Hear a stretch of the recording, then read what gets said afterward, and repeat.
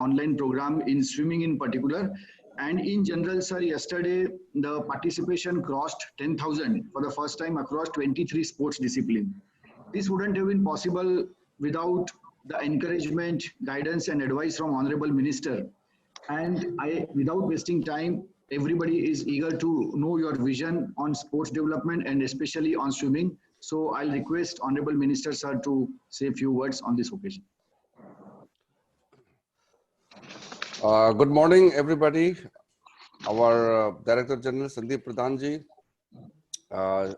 Shiv Sharma ji, the Regional Director, and Monal Choksi ji, the Secretary of the Swimming Federation of India, Partha Majumdar, the Head Coach of our Sports Authority of India National Center of Excellence, and Mr. RUSHDEE WARLEY, the CEO of the Inspire Institute of Sports, where I had visited, and the participants of all the officials from the SAI state government and the sports federations and all the academies who are today linked with us. I'm extremely happy that the program, online coaching education program, which was kicked off on 16th of April, has really shown a great positive result so far. I have the occasion to join a few of the sessions and interacted, and today it's the day for the swimming. We all know swimming has a very long history, and it is one of the most popular Olympic sports.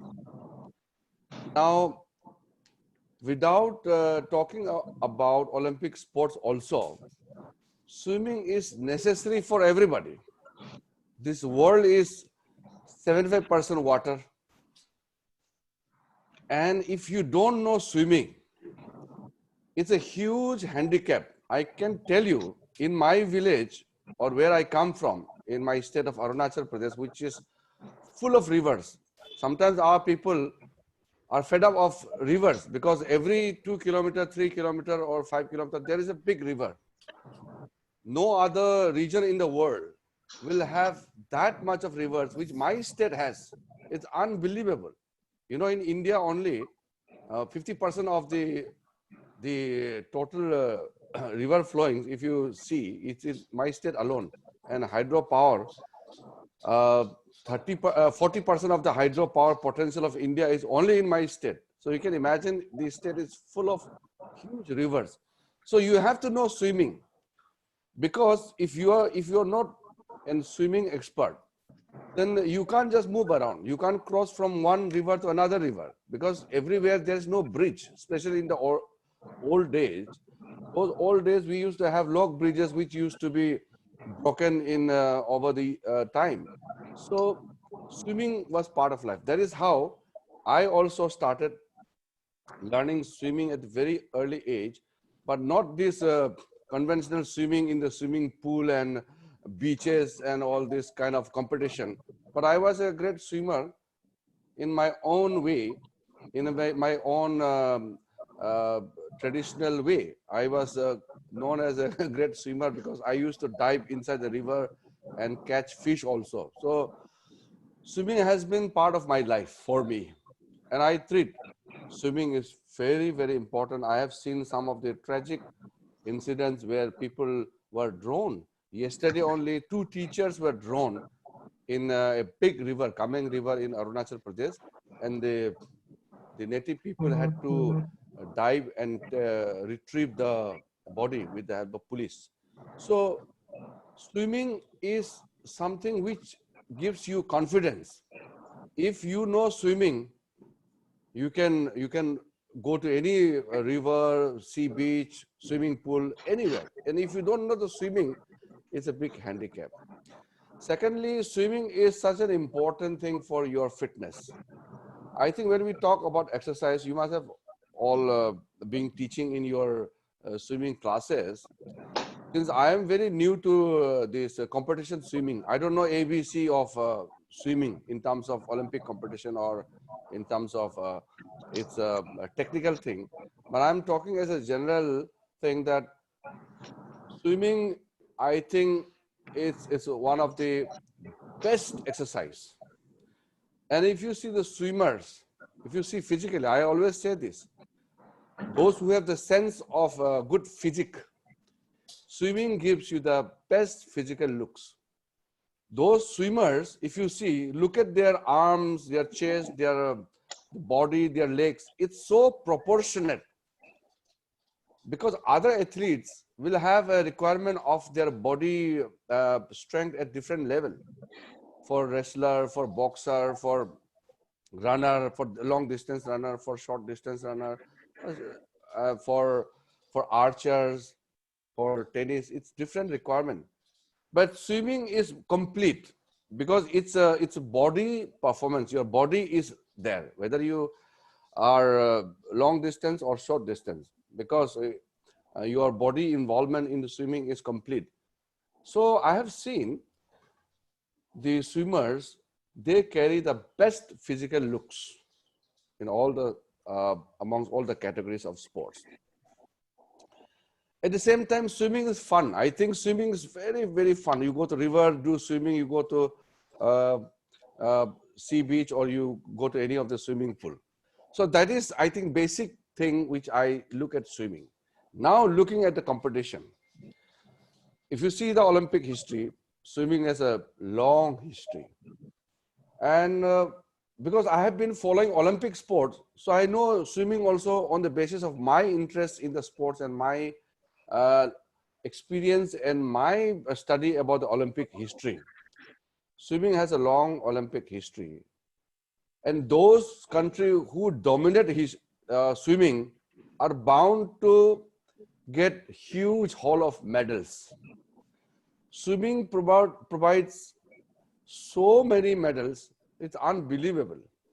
If you are good in swimming alone, you are there. Some of the countries, their total medal tally in the Olympics is totally being contributed by swimming. For example, United States of America, USA, they have been dominating the Olympics for long term, except for that Soviet Union days and 2008 Beijing Olympics, where China overtook US in total numbers of gold medal.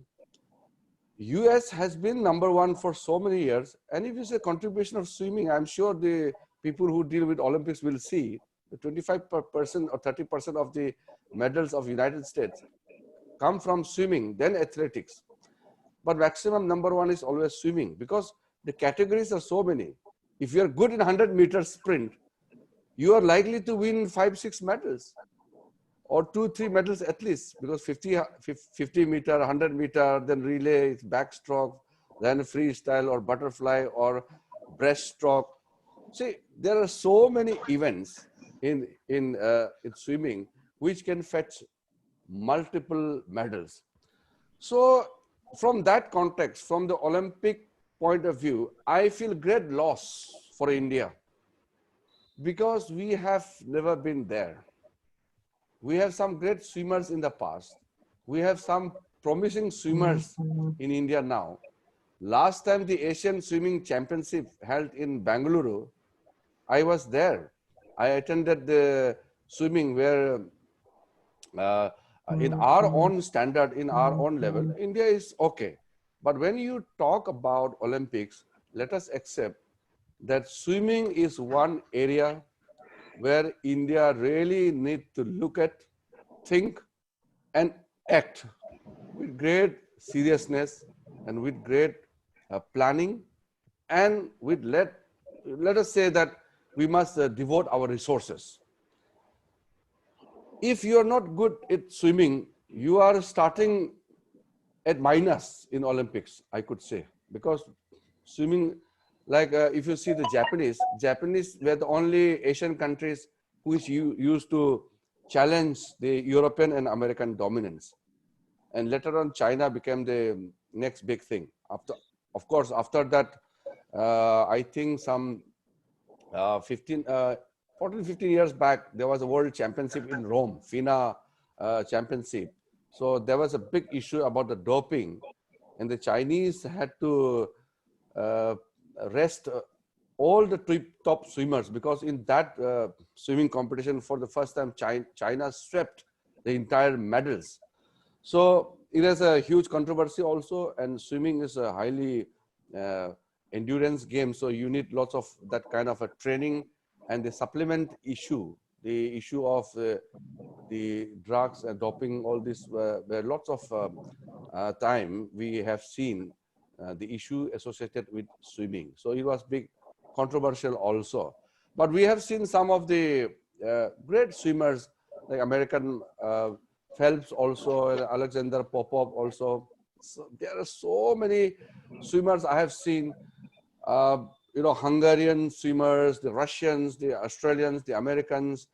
Some of these swimmers are iconic.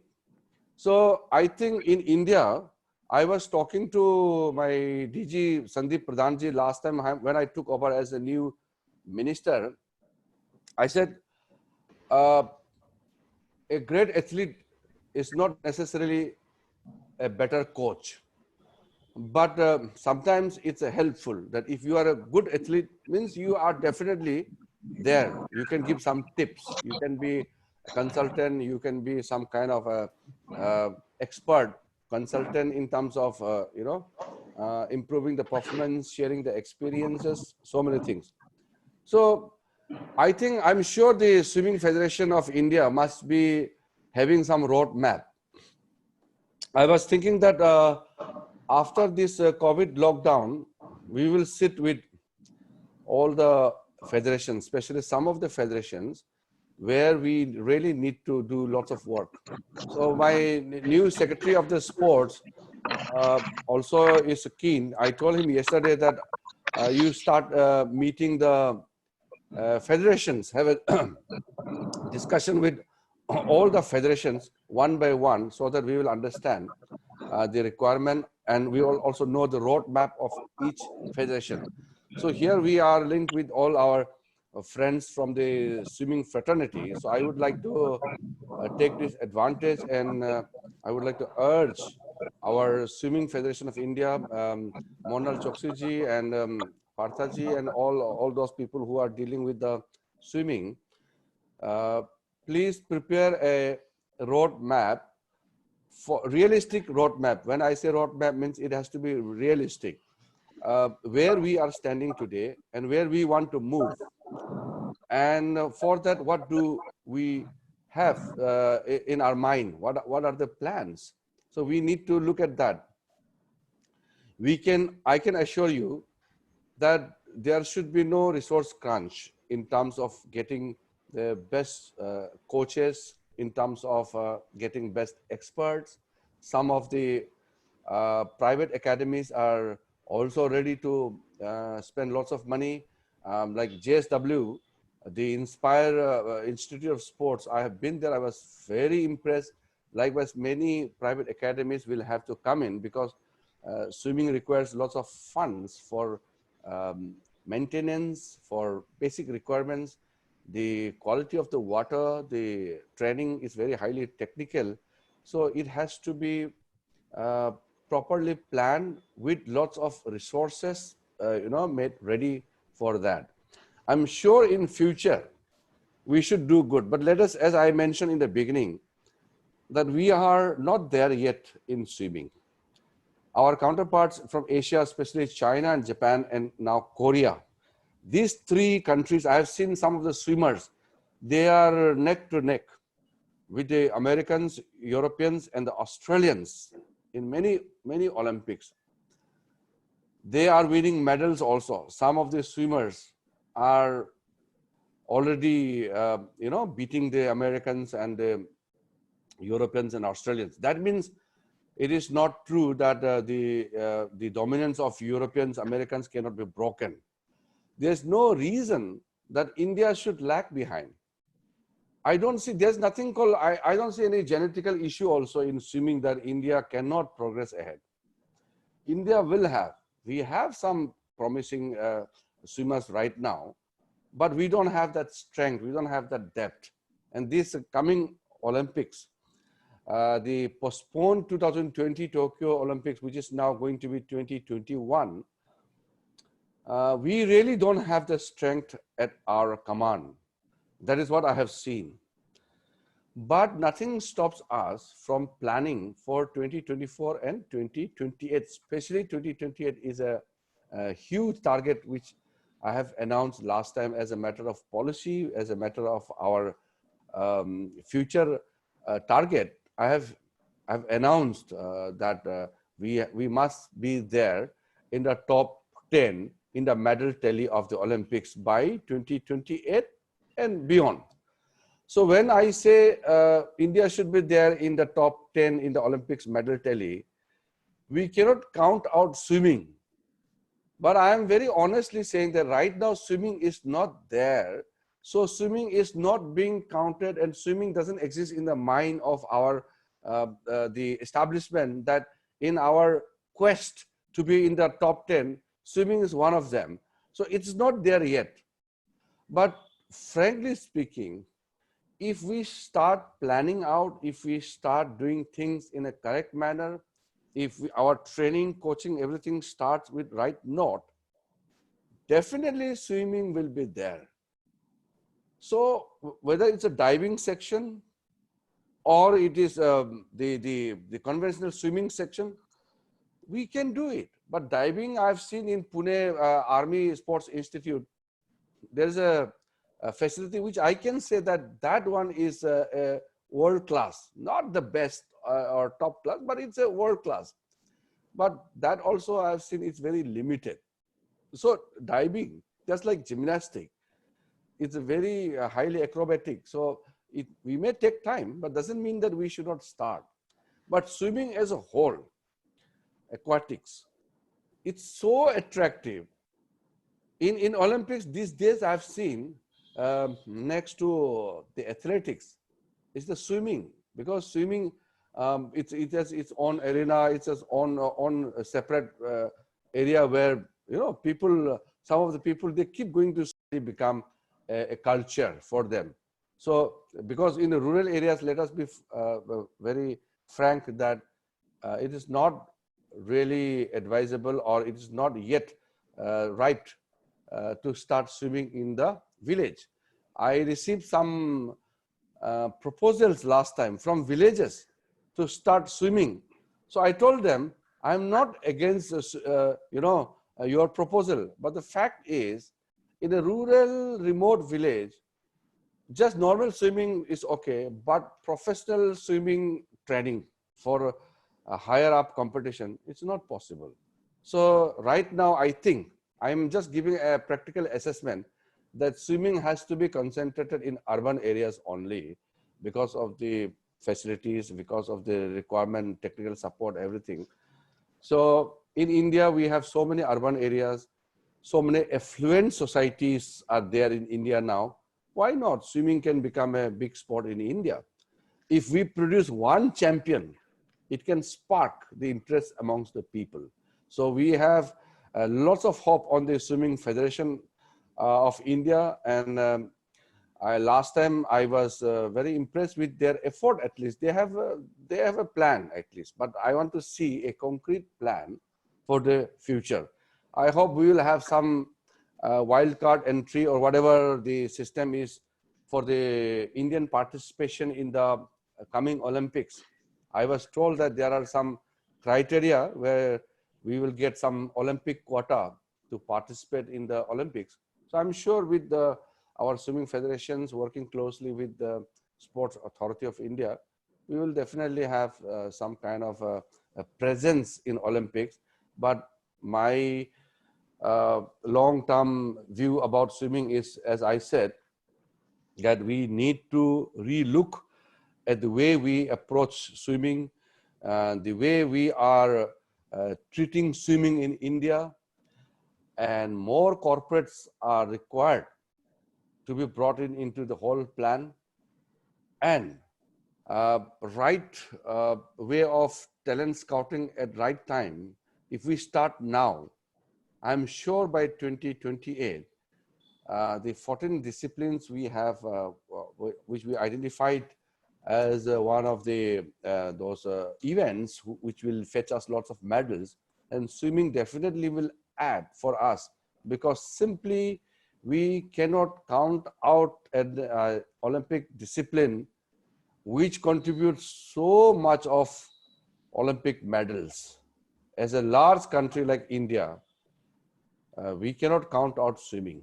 So swimming has to be there in our plan, in our mind, in our thought, and swimming to be made as a culture and swimming to be made as a sports for excellence. We have to look from both sides, and I'm sure it will definitely catch the imagination of the people. And now, of course, I'm not in a position to tell that the exactly what are the things we have to do in swimming, but I thought when I'm being invited to address this session, I thought that I'll just share a random thoughts about it, because all the technical aspects you will be dealing, all those experts. We have, I think, some of the top swimming experts, not from only from India, but from abroad also. And in future, we will have more opportunities to interact. And since I have met the Swimming Federation people, after this COVID lockdown, I would like to meet some of the top coaches, because I want to hear their side of the opinion, their story, their thoughts, their ideas about how to improve swimming in India. It will be nice if I can talk to some of the top swimming coaches of India. So maybe in the next couple of months' time, I'll get opportunity to have a discussion with the technical people dealing in the sports of swimming. So I'm sure I'll also get lots of benefits. Once I listen to the experts, once I get a briefing from the swimming coaches, then I can also have a better opinion about how government should approach, how SAI can take it forward. But our Director General Sandeep Pradhanji is a very dynamic officer, very practical person. So he will be more in touch with, along with our senior officials in the SAI. And they are always touch in with the federation. So I will also get briefing from my officers, but I would like to personally have close interaction with the swimming experts. And I have met some of the swimmers, some young athletes, but I have not interacted with them because I do not have time. But in the days to come, I would like to interact with the coaches as well as some of the top swimmers of India. So I will understand their perspective about swimming. So with that note, I'm very encouraged by this online session. As DG had said that so many participants in the online this session is very encouraging. Thousands and thousands of our stakeholders are joining, especially since this is the coaches education program. So everybody needs education. I am a minister, I need training. So that's why our government also, Prime Minister has made provision for the members of parliament to be trained. Ministers need to be updated. The coaches will require to be updated. The Olympic rules, the methods, the techniques, everything keeps updating, keeps changing. So we have to move with the time. So this online education program is very good. It's something like training for the teachers is so crucial that if we don't have good teachers, we will not have good students. So we definitely depend lots of things on our coaches. Coaches produce champions, so we will require good coaches in swimming in future. So I hope in next 1 year time, we will have some best coaches of the world in India. We will produce some of the best coaches in India itself, so that our dream of producing best swimmers in the world will also emerge from India. I'm very happy to be invited. My congratulations to all the team who are organizing these online classes. My entire team in the SAI, the Indian Olympic Association is giving the support. All those sports federations who are linked in this special program, they deserve praise. They are praiseworthy. And today I thank the Swimming Federation of India for their collaboration, for their understanding, support, and their close coordination with the Sports Authority of India, taking advantage of the technology. We are making use of this video conferencing into our best use. My best wishes to all of you, and I hope that in the end of the session or end of this entire program, I will get some more positive news which will come out of this special coach education program. So thank you very much. Sir, thank you very much, sir, indeed. Sir, I would like to inform you that Mr. Moral Choksi, the Secretary of the Swimming Federation of India, he has not skipped a single session during the last 3 weeks, sir. Oh, excellent, Choksi sir. Very good. Sir, thank you, sir. Sir, he's here to speak on the occasion, sir. Over to Monalji. Yeah, let him speak. I will hear. I want to hear at least the Choksi, Monal Choksi, and if some important observations are to be made, I will listen. I will be here for some time. Sir, Monalji. Thank you, Shiv Sharma ji, and thank you to the Honorable Minister for his indulgence. So friends, on behalf of the Swimming Federation of India, we are so happy our Honorable Minister, Shri Kiran Rijiju ji, has spared the time to join us today for the 15th session of the Coaches Knowledge Series. We thank you for this, sir. My pleasure. Sir, you have motivated us with your words. And friends, let me tell you that every time I hear our Honorable Minister talk about sports, I feel he speaks with passion and from the bottom of his heart. Sir, we had the occasion, the honor of having you grace the 10th Asian Age Group Championship held at Bangalore. And as you are aware, India had the highest medal tally amongst the participating nations. So that was a huge privilege to host this championship on our home grounds. And we hope to bring such more competitions to India.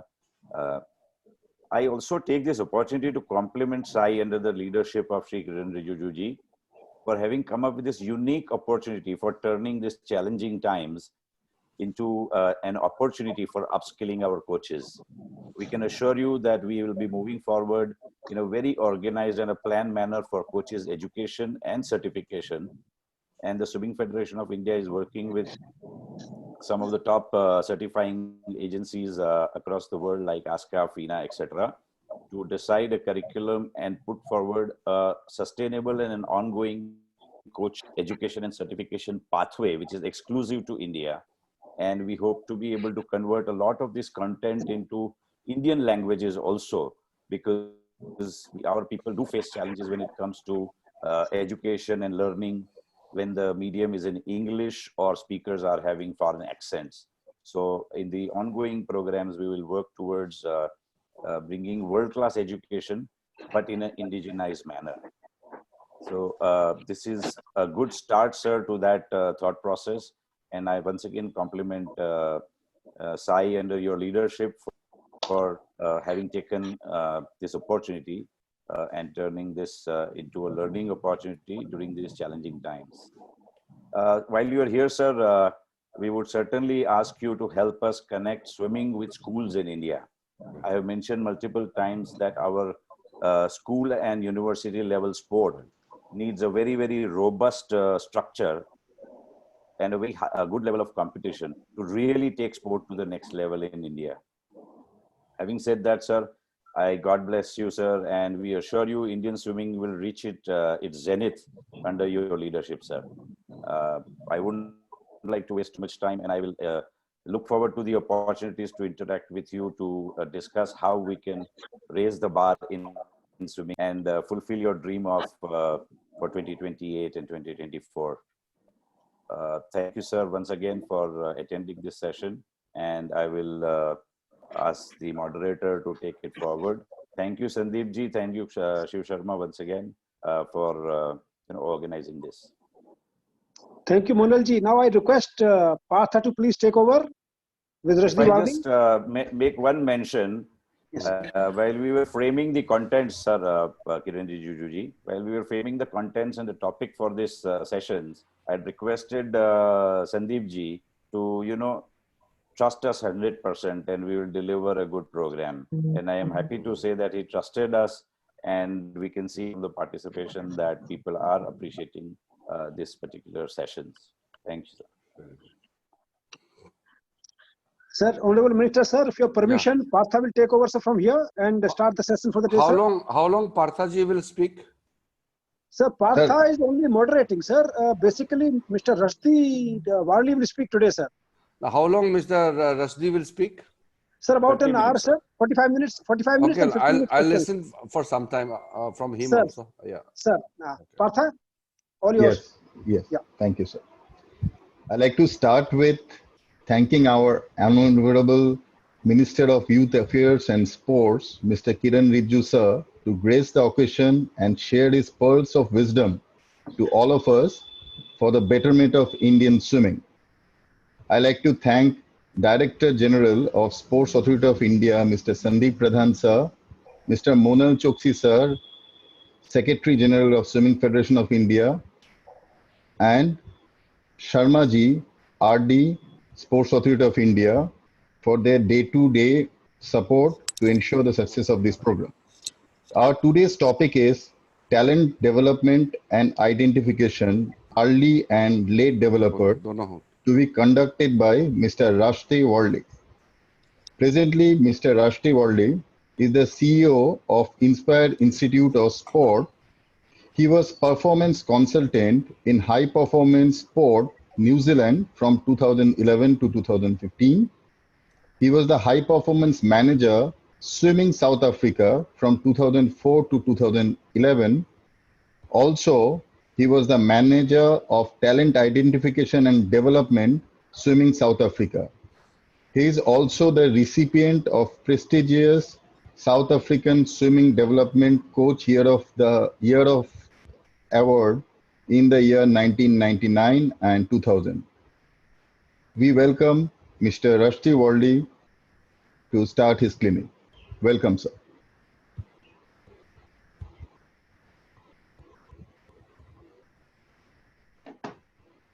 Good morning. I hope everybody can hear me. Thank you for the introduction, Minister Rijiju, DG Sai, Mr. Pradhan, Mr. Sharma, Mr. Monal Choksi, Mr. Partha Majumdar. Thanks for giving me this opportunity to address the coaches. It's very encouraging to see this many coaches out at a clinic, and it's certainly not something that I've seen in many other countries. So, you know, without any further ado, I'll start my presentation and just give you and take you through what my thoughts are.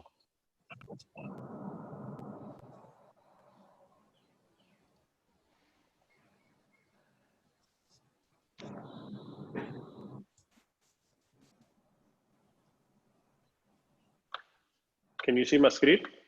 Yeah. Yeah.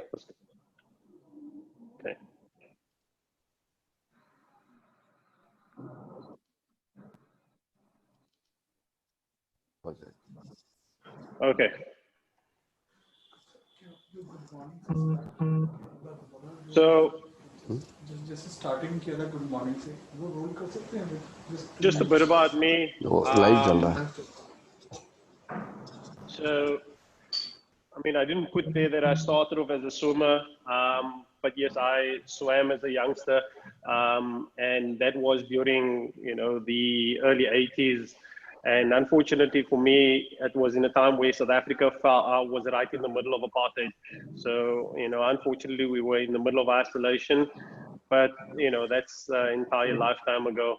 I moved on to coaching, and I was very fortunate that I was working with a good group of athletes. And as a result of that, I managed to, you know, deliver some decent results.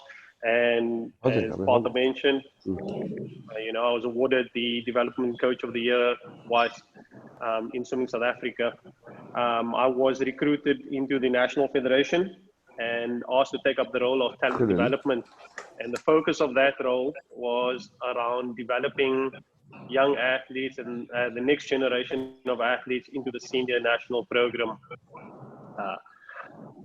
I was then promoted to the high performance director role, And the focus of that was delivering a strategic roadmap to take South Africa forward to the 2012 Olympic Games in London. In 2011, I had an opportunity to move to New Zealand, and I took my family, we packed up and we headed out to Auckland, and I worked there as a high performance consultant with a number of different sports. And the key focus of that role was working with high performance directors in developing high performance plans, long-term sustainability plans, and also working with the different sports organizations in terms of aligning investment into the sport from the government organizations. At the same time, I was seconded to Swimming New Zealand, and I worked as the campaign manager for Swimming New Zealand for the 2012 Games, and then moved on to a role at a place called Drowning Prevention Auckland, which was around water safety education. In 2016, I was offered the role to head up the Inspire Institute of Sport, and again we moved over to India. So I've been here since 2016 and really enjoying what I do. I put at the bottom there, I'm also a swimming parent. I'm father to a young son that currently swims, and he's based overseas. So a bit of what I'm going to talk about comes from a multitude of dimensions. One, a bit of a coach in me, to a high performance strategist, and also taking into account some of the experiences that I've had as a parent. So there's a picture on the side of the screen there, and it's quite an interesting picture. It's about, that's me as a young coach. I mean, I don't look the same anymore, but it's me as a young coach with a young boy, was doing relatively well, and it's a good segue into the discussion. And we'll talk a bit more about that. And unfortunately, due to a variety of reasons, this young man stopped swimming at a very young age. And the reality is that at that particular competition and prior to that particular race, that young man in the picture over there that I'm with was actually racing a future Olympic champion, which he beat twice in the same day. The other kid went on to win a gold medal at the Olympic Games, and the young kid stopped swimming at the age of 16 years old. And we can talk more about some of the factors around that as we go through the presentation. I just thought it was a very appropriate picture to put up there. So, talent identification. So talking about talent identification. So what is the purpose of talent identification? Talent identification is basically a predictive model. We're looking at identifying young athletes that we believe have the ability to achieve a high performance result in the future. We're taking that based on data that we currently know, and current performances. So it's a bit of, looking into the past, using a current performance and trying to predict the future. And what essentially that means is that we then look at how we allocate resources, whether that's in the form of Kilo India, whether that is TOPS, or whether that is directly through the Swimming Federation of India. So identifying talent also boils down to a budgeting decision. And some of the questions that we need to answer is the process efficient or is it inefficient? Choosing talent, choosing athletes at a young age, when should we be making our selections? What is the time that allows us to make a decision that will allow us the least amount of risk and the highest potential return on investment?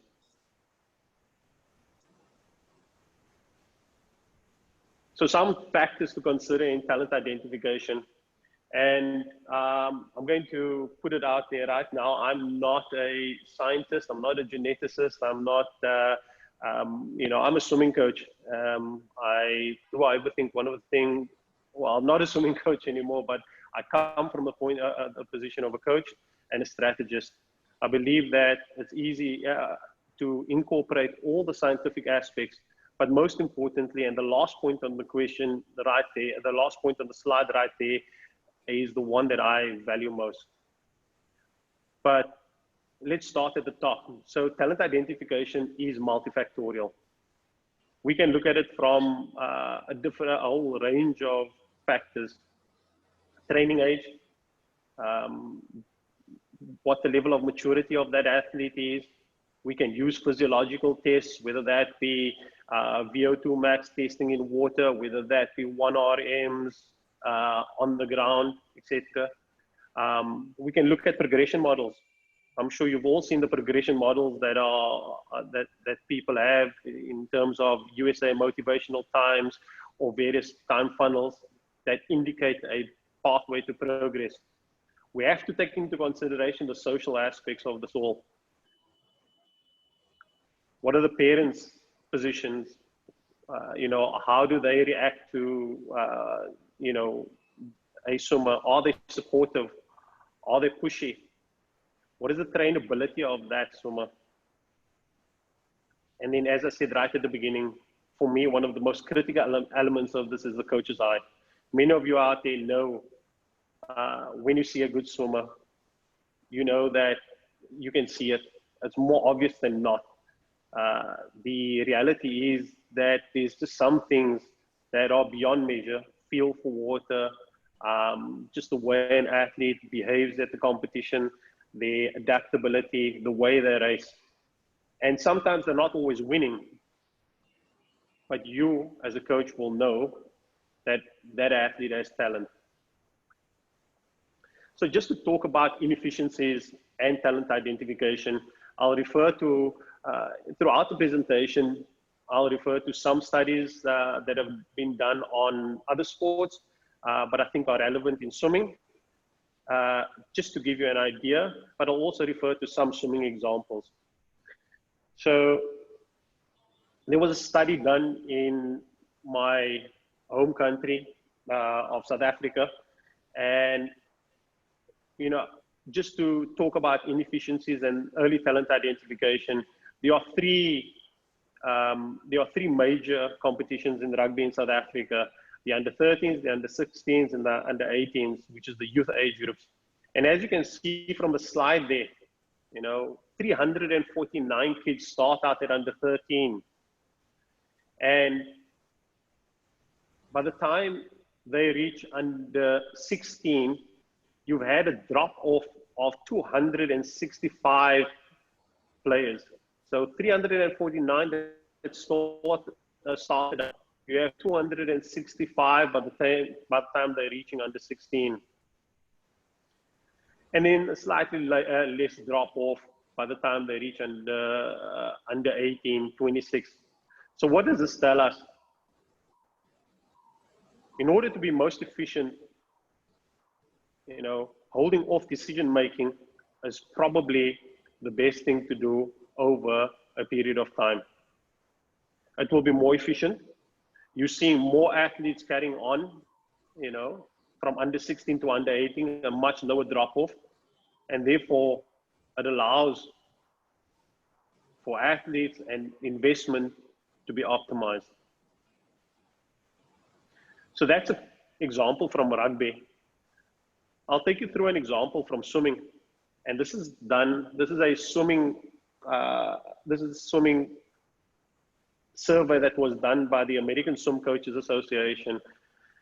And one of the challenges that America has faced over a period of time is a high amount of young athletes quitting sport at a very young age. In 2001, there was a study that was done by the National Alliance of Youth Sports, and it found that 70% of children are quitting playing organized sport by the age of 13. And the main reason for that is just because it's not fun anymore. So from the 10 and under age group to the time that the 10 and under age group is moving to a 17 to 18 year age group, you're seeing massive amounts of drop-offs in both boys and girls, you know, nearly 90% by the time they're 17 to 18 years old. And even if you go down to the age of 15, 16, there's still a big drop off. And again, it will go back to the discussion around efficiencies. When are we making our selections if there's a high probability of losing athletes at a very young age? We'll talk a bit more about what it means to, what we can do to start addressing the issue around dropout a bit later in the presentation.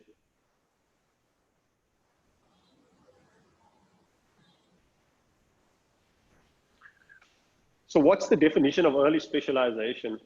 And probably all of you know this, but focusing on one sport at a very young age, at the age of, normally it's under 11 years old. I would like to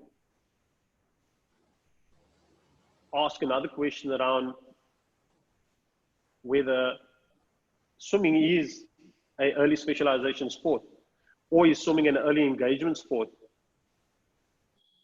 You know, we see many young kids, you see the likes of Katie Ledecky, and you see the likes of Michael Phelps, and everybody holds that up as the, you know, the emphasis of what specialization or the success stories. But for every success story, there's so many others that have fallen by the wayside. So the question that I would challenge you with is swimming an early engagement sport, or whether is swimming an early specialization sport? Specialization is largely driven by the 10,000 hour rule that has been promoted by the likes of, you know, Anders Ericsson and Gladwell. And the 10,000 hour rules has been discussed in other previous presentations. And I would suggest to you that, you know, the 10,000 hour rule is what drives early specialization. But is that correct?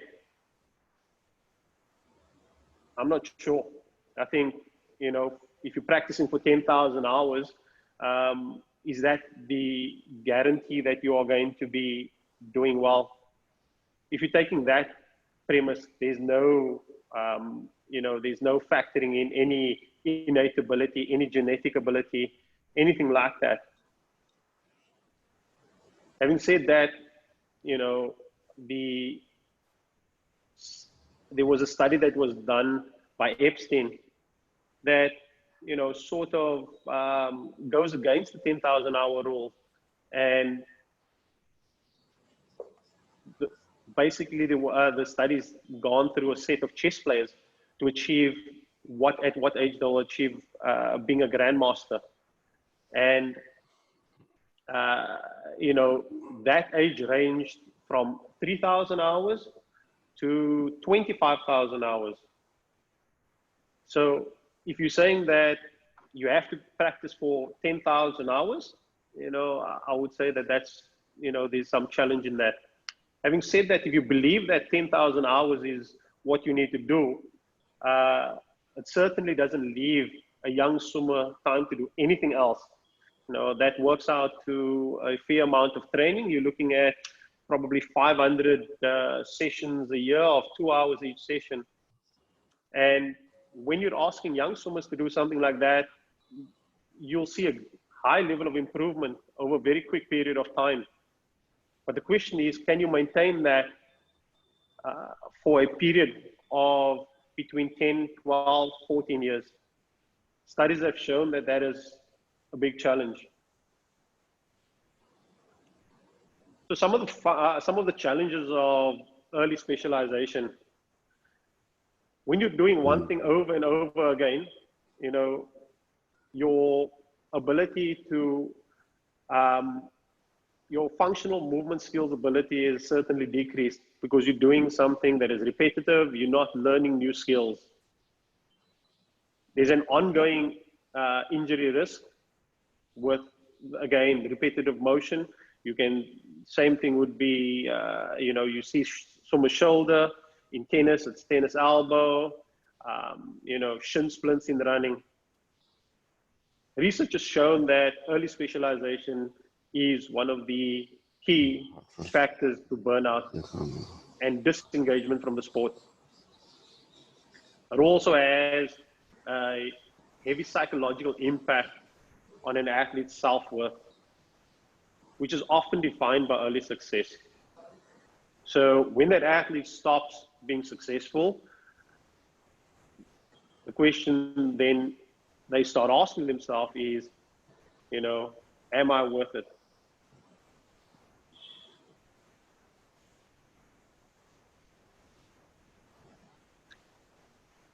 So this is a study that was done by Mush, and it was done with Danish athletes.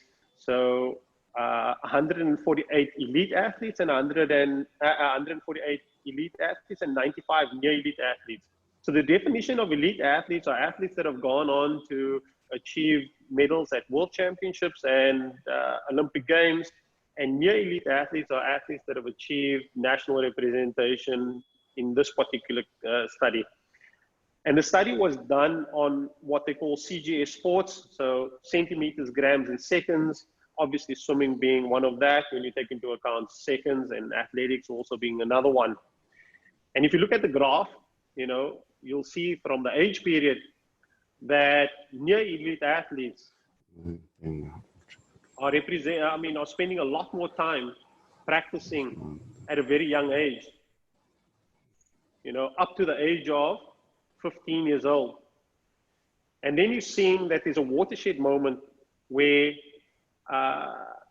between the ages of 15 and 18, athletes that have gone on to elite performances have started putting more hours in, and athletes, near elite athletes, are starting to drop off at the same point in time. And eventually, you know, with the near elite athletes dropping substantially between the ages of 18 to 21, and the athletes, the elite athletes, maintaining the amount of hours that they're working all the way through from the age of 15 to 18 and 18 to 21, which is actually between the ages of 18 to 21 and beyond is the area where you're going to start moving into international elite performances. So what this tells us is that it's not always necessary for all athletes to be training more at a younger age. And it's not the prerequisite for international success in later life.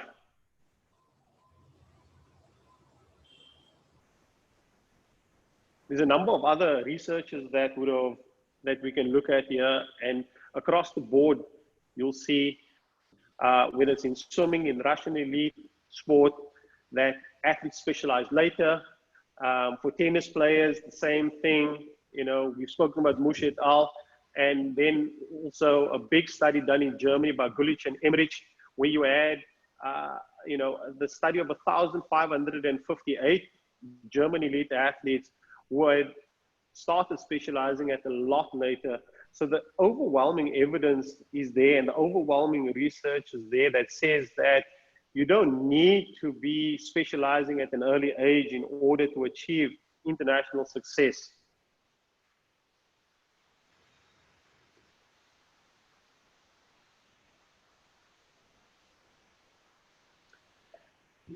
At IIS, we recently partnered with the University of Birmingham, and I've had a lot of opportunity to interact with Dr. Martin Toms, who has spoken about, who has done a PhD on, you know, athlete development and early specialization.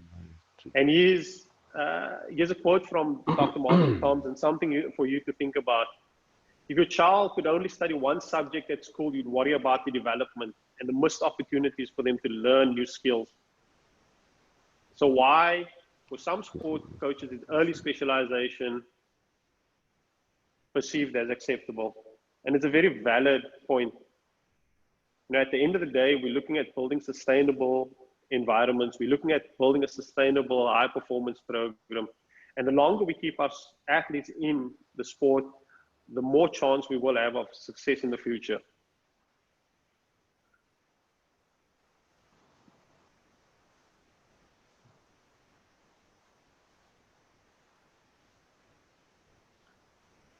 So what can we do? These are just some of the suggestions that I would have for you.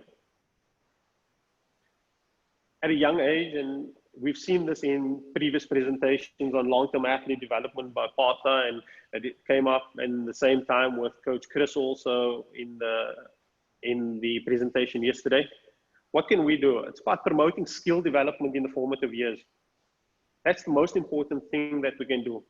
Teach swimmers the proper skills. It's not all about the yardage. Coach education. Monal mentioned that earlier on in terms of the importance of coach education.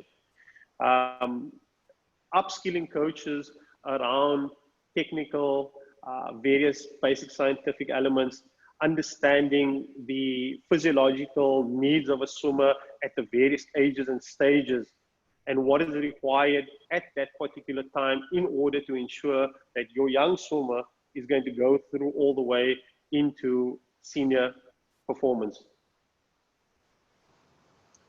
Shift the focus of junior swimming. It's not the Olympic Games, really.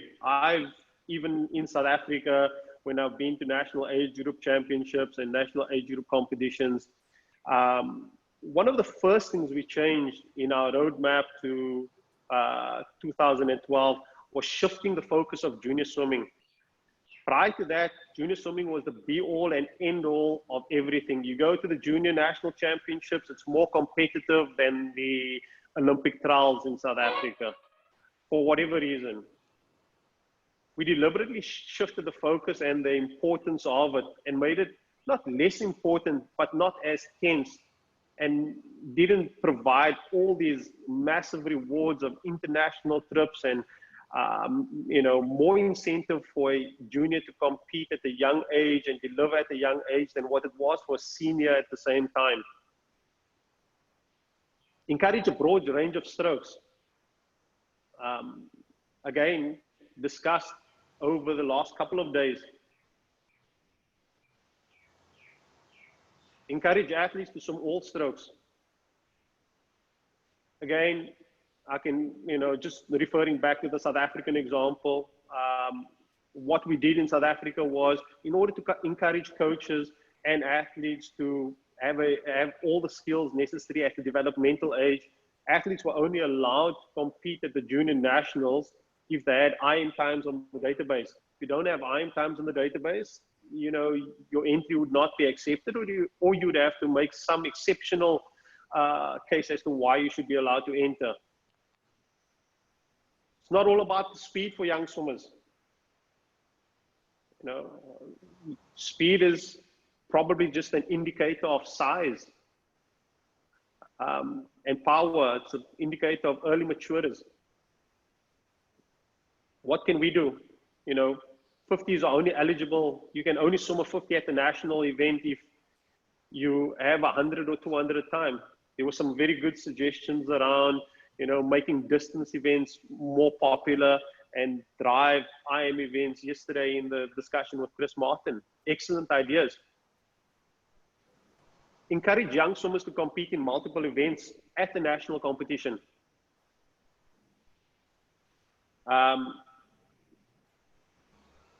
Why should they only swim the events that they have achieved the time in?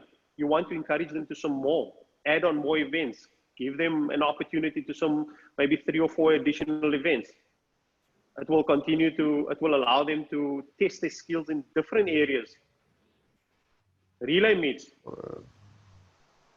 Nothing more fun for swimmers than competing on a relay. They want to be swimming with their mates. By nature of the sport, swimming is an individual sport.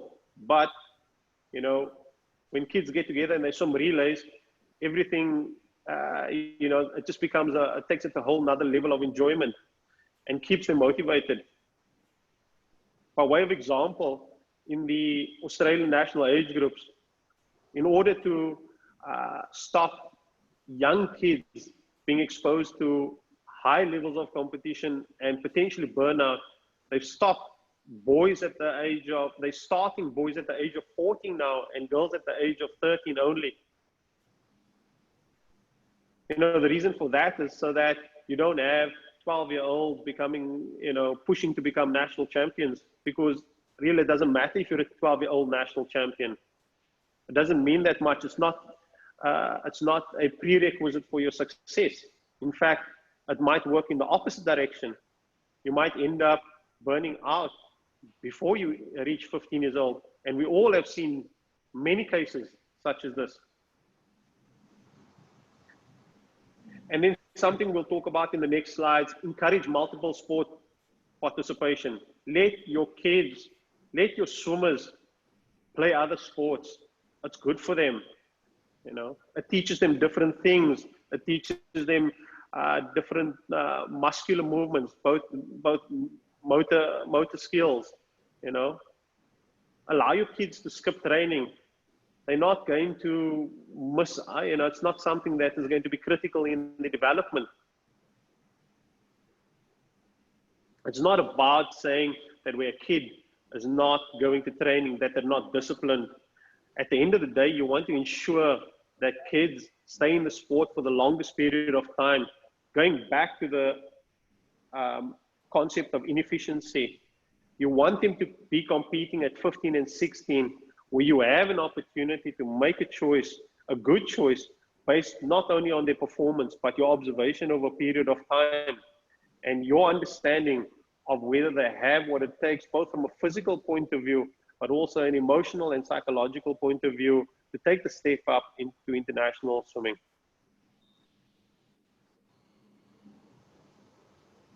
So I want to touch on sampling and diversification. And sampling is, in this particular case, can mean sampling in terms of other sports, or it can mean sampling within the sport. I think both elements work.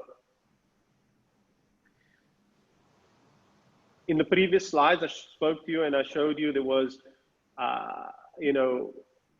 the table spoke about athletes that are competing and specializing at a much later age. The German study by Emmerich spoke about athletes that had gone on to Olympic success and played multiple sports up to the age of 17 and 18 years old. As I mentioned earlier, it gives them the opportunity to develop more social skills, become more well-rounded individuals, motor and cognitive skills. Playing multiple sports, evidence has shown, has generally led to a longer sporting career. Doing something else allows them to be in a fun environment, away from their main sport, where it's not all the pressure, and they can just have fun and they can learn something new.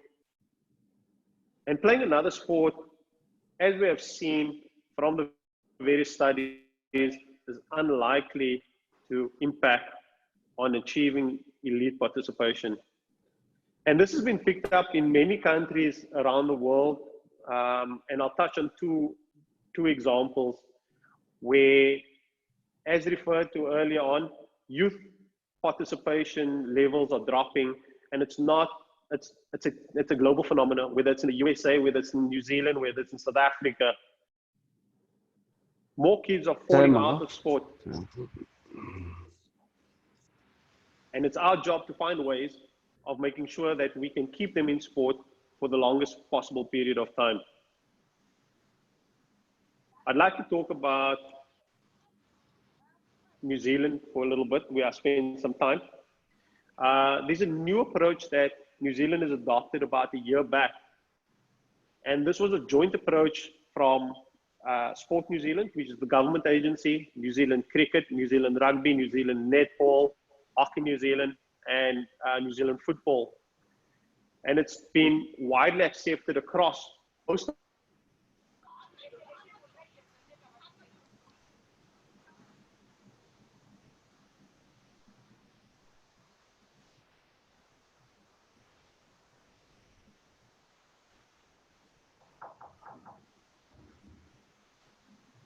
If you understand New Zealand, just over 4 million people, where 600,000 people are participating. It's a large number. So the statement of his intent basically spoke about the quality of experience for young athletes. And it was directly in relation to the dropout rates that was starting to be experienced in New Zealand sport. So they spoke about, as I said, the quality of experience.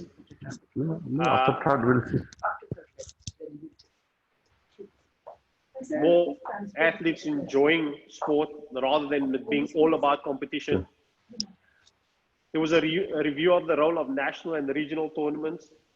Again, how important are these tournaments in terms of the amount of pressure and expectation put on by the different organizations. There's a great amount of support for young people to play more sport. So sampling different levels of sport. There's a higher awareness of risks of overtraining and overloading. And also education programs to change the attitudes of coaches, administrators, and parents. They've got a separate website for this that talks about balance is better. And it's an indirect, it's a direct response to ensuring that athletes are staying in the sport for longer. In a country like New Zealand that has a very low amount of, a low population base, they can't afford to lose any athletes through, burnout, they can't, or disengagement. It's really important that they stay in the sport as long as they possibly can. Doesn't mean that there's no competitive environment. It just means that it's not the be all and end all at youth level.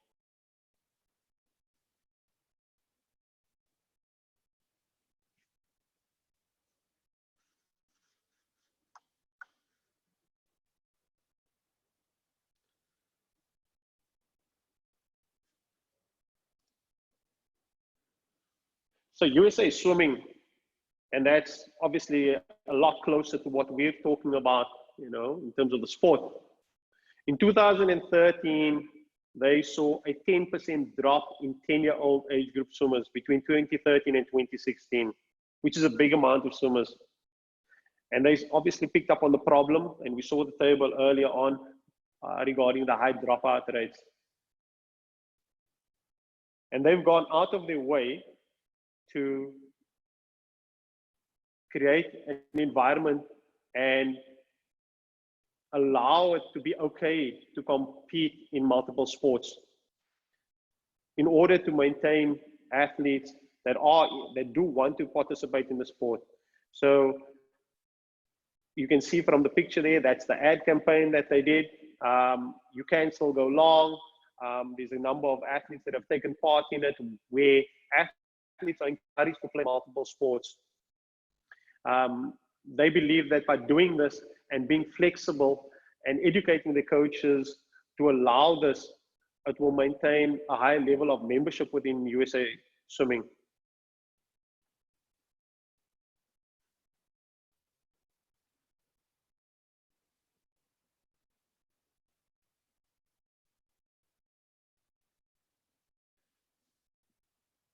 So in 2016, there was a poll done by US Swimming, and of that, 83% of the athletes were multi-sport athletes stated.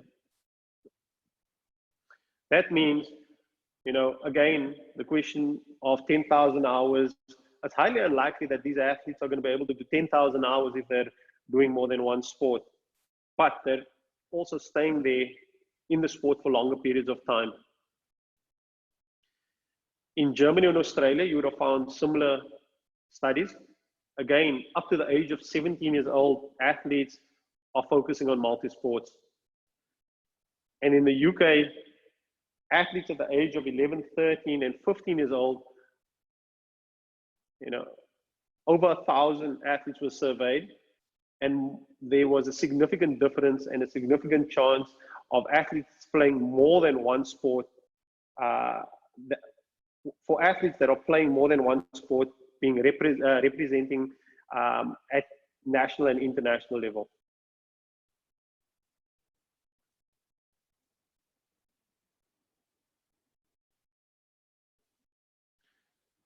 So why is it important that we be very careful when looking at early specialization in athletes? At the end of the day, you want to keep young people in the sport. Most importantly, you want to keep young people in the sport there. Many talented athletes are lost through burnout, non-enjoyment, overuse, injuries. Sometimes, you've got a talented athlete, or you've got an athlete that is just not engaged. And that doesn't mean that they're not going to, that they're not going to be able to. You're looking at the current athlete that is doing really well, and you're looking at a junior athlete that is just not doing that well, but they're enjoying themselves, they're having fun. That just means that there could possibly be an athlete, an Olympic athlete in waiting.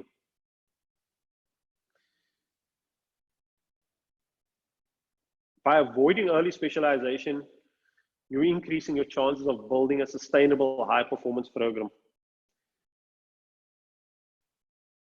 I'm not saying that there aren't exceptions to the rule. Yes, there are the Michael Phelpses, there are the Katie Ledecky's of this world.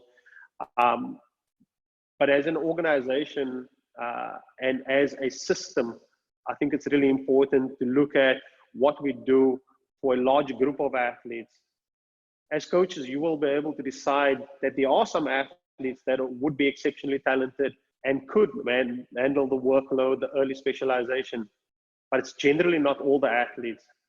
We have to be able to differentiate between who can do what, and then also look after the rest that could very well come good over a period of time.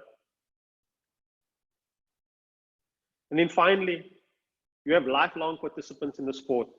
So even when they retire, they're not going to have bad memories of the sport. They're not going to think about all the bad things that happen through burnout, through lack of enjoyment, through I couldn't spend time with my friends. And they will become your champions in the community.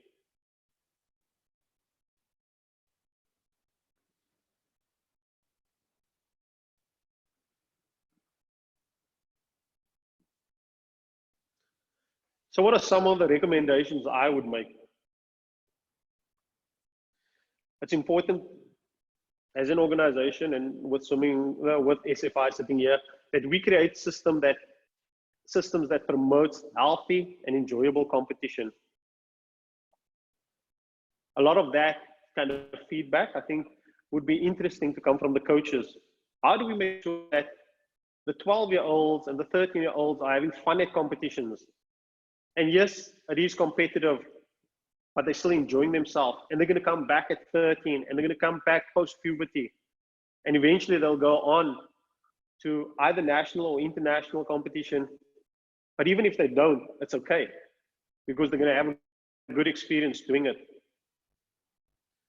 Creating engaging environments. Coaches, how do we create an engaging environment that makes the kids want to stay involved in the sport? That's a challenge for you. Early specialization, I'd argue, it's probably counterproductive to that. It might be okay for a little while, and you will see good results at 12, 13, and 14 because of the mileage that you're doing. Naturally, they become more adept and faster than other people. But will they be able to maintain that all the way through to when it really, really matters? Outside of Michael Phelps and even Ian Thorpe prior to him, it's very hard to think of young athletes, especially male athletes that have come good. The average age now that you're looking at the Olympic Games in finalists for women are probably around about 23 and a half, and for men, 24. It's a long road ahead. And I would suggest that it would become the average age would become even older as people learn how to train better. Science plays more of a role, where careers are prolonged. The incentives are there to stay in the sport for longer period. So eventually you'll see longer time spent in the sport, and starting at age 8, are you going to be able to maintain that to the age of 27, 28, 29, which could possibly happen over the next 4 to 8 years? We can create another tier of competition for athletes that have not qualified.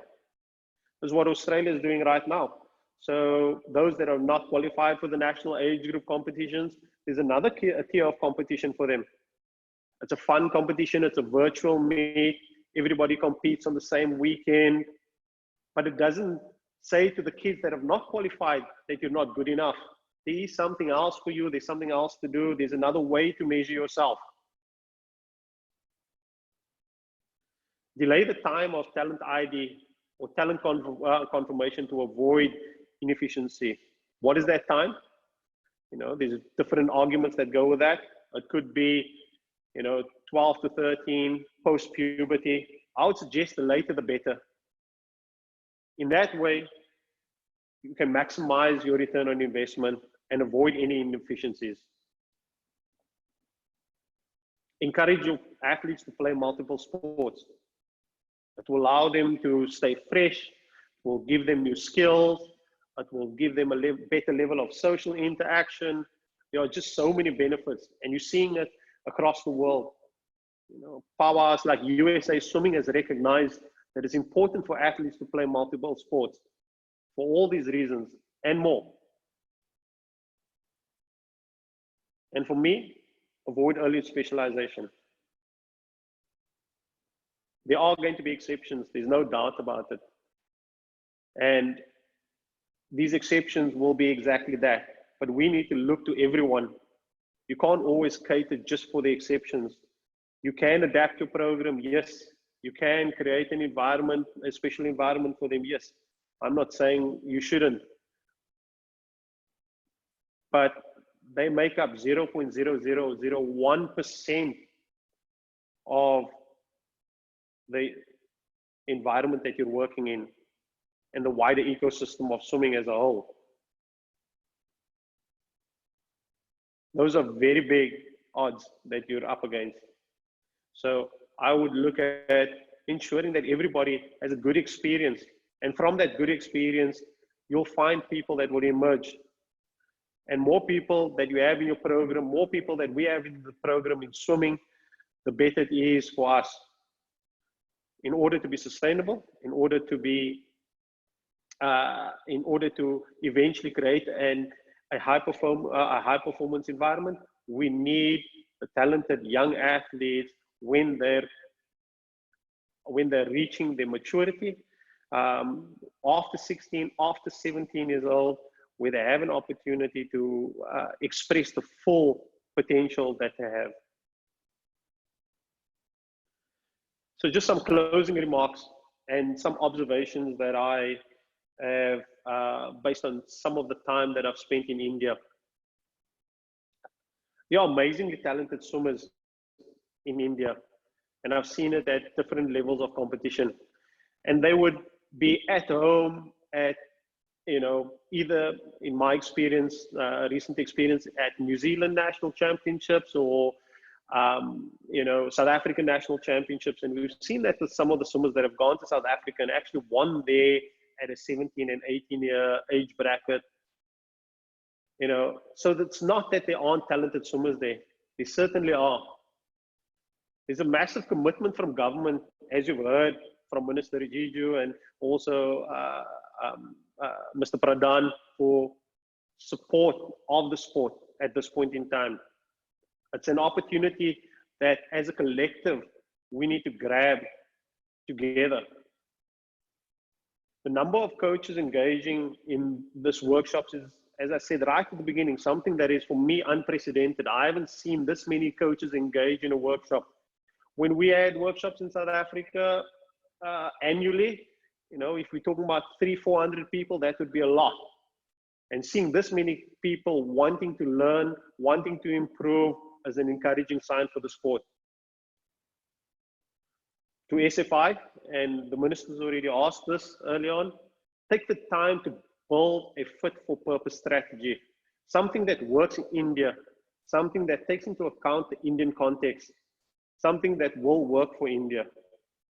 On that, I'd like to take this opportunity to thank you for giving me this opportunity to talk to you.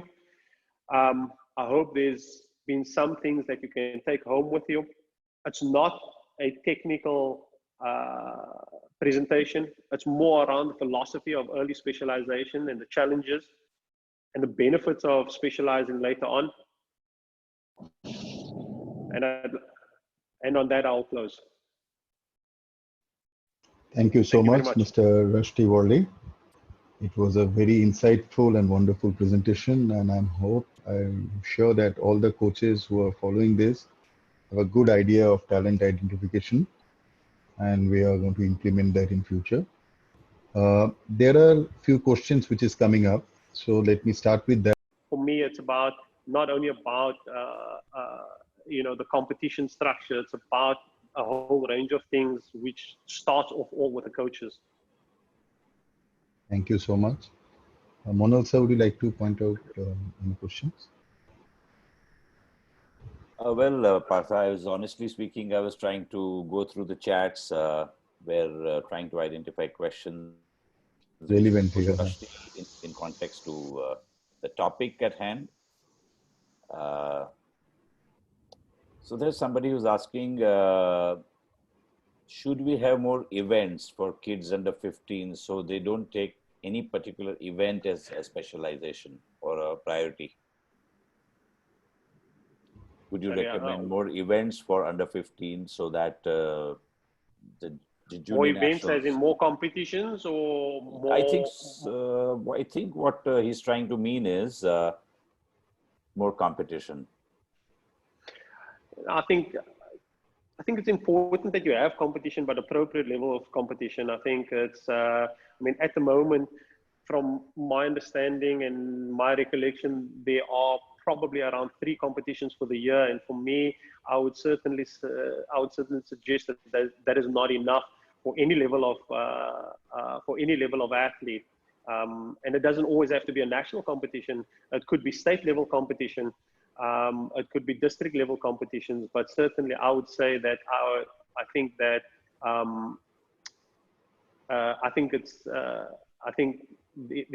definitely needs to be more competitions, not national, but certainly at district level. Allow the kids to express themselves in the water. There's nothing more frustrating than training, and you can't actually test yourself in a competitive environment. It's okay to do it in a time trial, but there's nothing like having a good competition where you can go out there and have fun, especially at that age. Well, I hope the answer kind of addresses the question as we understood it. And one other question came from Mr. Surat from JSW Odisha. In context of the presentation you made, yep. What is the need for sub-junior? What is the need for sub-junior nationals in India? Will we see lesser swimmers picking up swimming as their major sport if they specialized at 15 or 16 instead of 12?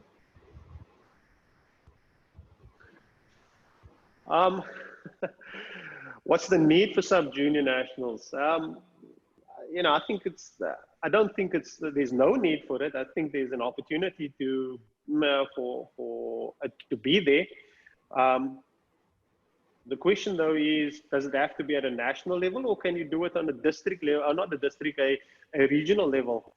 But if I use the South African example, a sub-junior competition would be probably in a regional environment that doesn't place that amount of, there's not that much pressure. It's still a fun environment. It's still good to go to. Athletes and coaches can enjoy themselves and then step up to the more senior junior national championships as they go along. Sorry, can you just repeat the second part of that question? Is there a dropout? Yeah, as he said that one second, let me get back to the question. I think the question was, we will see lesser swimmers picking up swimming as their major sport if they specialize at 15 or 16 instead of 12. Is that a question or a statement? No, so this is what you're asking, basically, that since we see that lesser number of swimmer picking up swimming as their major sport at 15 or 16 instead of 12, what do you suggest about this? What are your thoughts on this? I mean, I think over a period of time, I've seen, and I'd like to see more of the culture of sport change in India. And I think it's a wider question. I don't think that I don't believe that if you're 12 years old, that you will be, and I don't think that if you're 12 years old and playing other sports that you can't continue to swim. I certainly don't believe that. I don't believe that as a coach, and I don't believe that as a parent either. Let me speak from the experience of a parent at this particular juncture. When my son was 12 years old, he was swimming, he was playing water polo, he was playing state level football in New Zealand, he was doing cross country, and that didn't inhibit him in any way in terms of his performance. I think it in fact allowed him to keep fresh in terms of what he was doing. The perception that, I will go back to the point that there's a perception that all athletes, all swimmers need to start swimming at the age of 7 years old, or start training at the age of 7 or 8 or 9 or 10 years old. I do believe that swimmers need to be engaged in the sport early on in order to develop skills around, breathability, etc., which doesn't come naturally when you're in the water. But does it mean that you have to focus only on that? No, I don't believe that you need to put 10,000 hours in order to be successful at a later stage. I would in fact encourage swimmers to do something else, to enhance their motor skills, to enhance their social skills. And I believe that if done properly, we'll see the athlete actually staying in the sport for a longer period of time. Thank you. So Partha, I think we're at 11:34, and I believe we got to wrap up by 11:40. Yeah, correct. So there is one question here, and I add one question to that from my side. But this question here goes, for a country as diverse as India, there are different type of people and access to swimming. How can we develop a structured talent spotting and scouting network efficiently to build a core of performance level swimmers? That's question A. And I would like to add to it from the statement that the Honorable Minister made, and which we all agree that currently access to swimming pools and the infrastructure is available in urban areas. But we cannot forget the fact that India is largely rural. So if we need to increase the bottom of this pyramid, how can we take this sport to rural areas or bring the rural children into the sport? That's probably the last question. Okay. How can we spot talent? Firstly, I would encourage you to not try to spot talent. Talent will be spotted very easily. I think you'll see that, as I said, you can use different methods. You can use, various scientific evaluations of the athlete, but coaches will see those athletes and understand that they have talent. But I would encourage you to delay that talent confirmation stage to as long as you possibly can. That could be done through physical education teachers. It could be done through swim school teachers. It's important that we have a very good swim school environment that allows highly competent teachers to be able to teach the basics of swimming right, and they would know also and be able to direct these young athletes that are showing an aptitude for swimming into the various swimming clubs in the area. The rural issue, and I think this is really, really important. I think Monal, you touched on it a little bit earlier in your comments to the Honorable Minister. Education plays a critical role in all of this, and to engage with the likes of the education department and making swimming a life skill in sport would be crucial in terms of the development and the ongoing development of the sport. Getting that out to the rural areas and through rural schools where it becomes compulsory or highly encouraged to teach swimming I think those are areas that need to be tapped. Those are a resource which is left there, that a resource which can enhance what we do. We can look at how we develop programs, particularly for rural areas, because if you take away the competitive element, the area, you have to take into account the safety element and the well-being element of teaching kids to swim in the rural areas. I'll develop a specific program for swimming in, the Honorable Minister spoke about, rivers in the state that he comes from. I think, challenging the coaches and the teachers to develop a program, which I've seen done in South Africa, and it's actually called Rural Splash, teaching them how to navigate rivers, how to be safe around rivers, and by extension, starting to get them to enjoy swimming as a sport within those rural environments is what I would look at. Thank you. This is a question from one of our senior coach, Sundaresh. As in context of catch them young and train them at school level. So what he wanted to know that what do you think about the responsibility of the physical education teacher at the school level, as they are the primary mentor or moderator to direct the children towards a particular sport, and also they are supposed to identify the talent in the school level. So what do you think about their role? I think they play a critical role in every in our environment as a whole. Teachers are important. Teachers have access to the children all the time.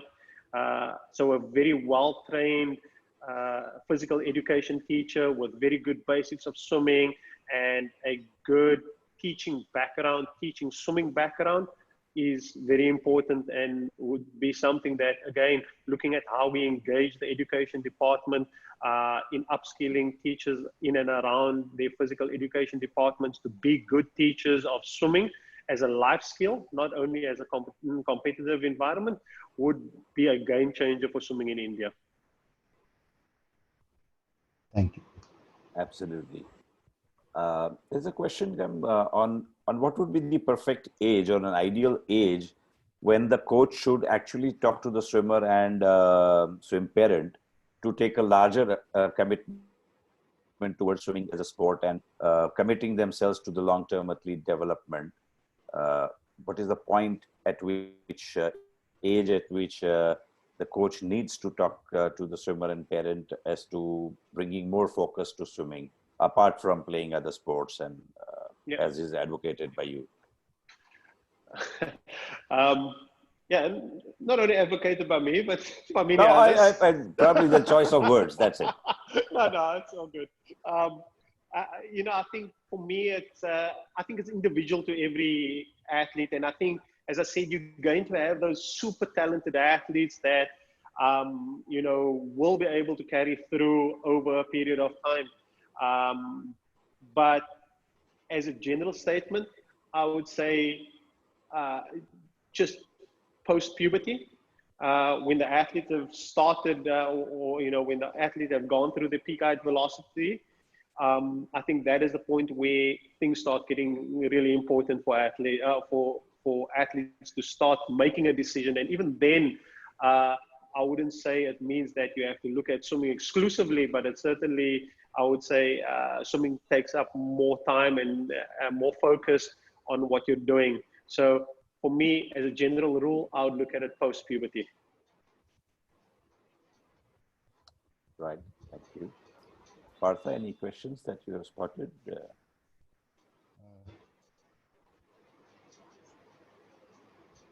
I can see a few questions, but I'm not sure that how relevant to our subject today. Yeah, or that's there the are point. some Yeah, repeats. we see a lot of questions, but we can't be taking questions which are not relevant to this session, unless, of course, they are very important.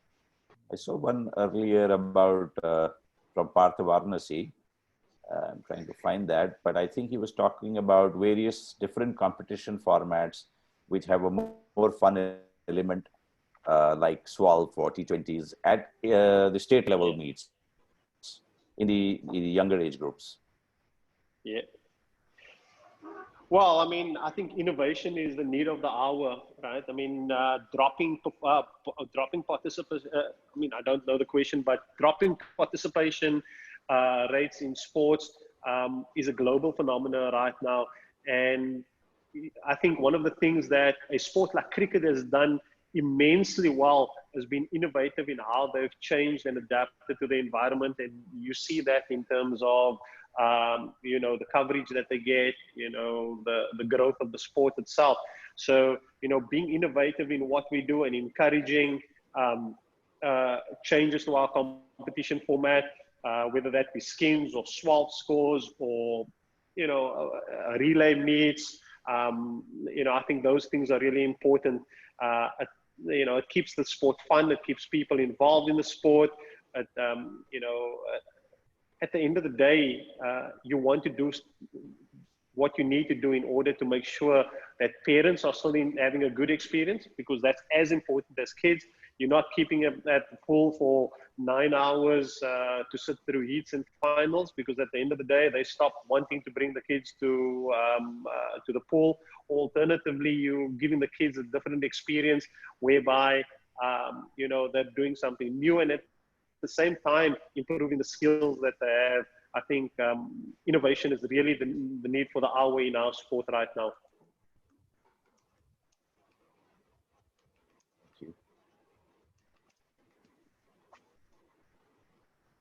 you. Of course, this is not a question, but it's a comment by one of our senior coaches, Vinay Marathe, who's recommending that schools should make swimming compulsory for the 5th standard, and without doing mandatory number of swimming sessions, they should not be promoted to the next class. Oh, I'd love that suggestion if that to ever happen. I totally agree with that.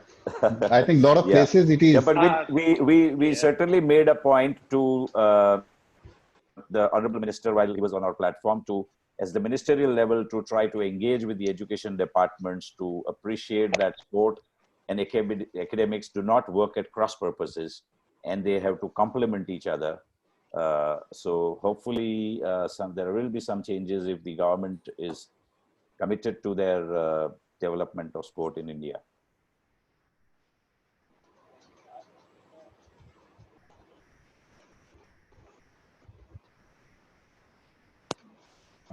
I can't hear you. I don't know whether. Can you not hear me? Yeah, now I can hear you. Sorry about that.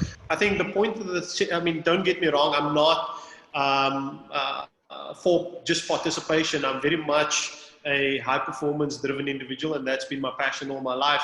And I think, you know, the point of the presentation was not to say that it's not about performance.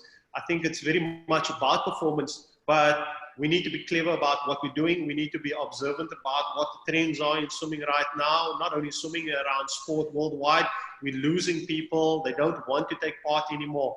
In order for us to build a sustainable high performance environment, we need to keep kids in the sport, and we need to keep them in the sport to the age of, by the time they reach adulthood. International swimming is no longer a young sport. As I said, 24 for men, 23 for women at the Olympic Games. So it's important that we create an environment that allows these kids to stay in the sport when they get older. How do we support them from a talent development point of view, but also a financial point of view to keep them swimming for longer periods of time? And also from the youngsters, how do we keep them engaged? How do we keep their parents engaged? There's nothing more challenging as a parent to go to a swimming pool and have to sit around for 8 hours. You know, I'm sure there's a few other parents out there. You know, eventually you do get tired of it. And if you can't keep the parents engaged, it's unlikely that they're going to bring the swimmers back. If you can't keep the swimmers engaged, you're just going to lose out. There's a no-win situation in that. So let's not be afraid to be innovative. You can see there's innovations happening in swimming right now. The ISL, where swimmers are given an opportunity to earn more money. There's a different format for events. All these are small things, but I think we need to do a little bit more in order to, you know, in order to grow the sport in India. So thank you, RUSHDEE. That was an excellent summary to your session. And as you summed it up well, this idea is to ensure that India performs at the highest level in international swimming. We need to keep our swimmers coming back to the pool and staying in the sport for a longer time. With that, Partha,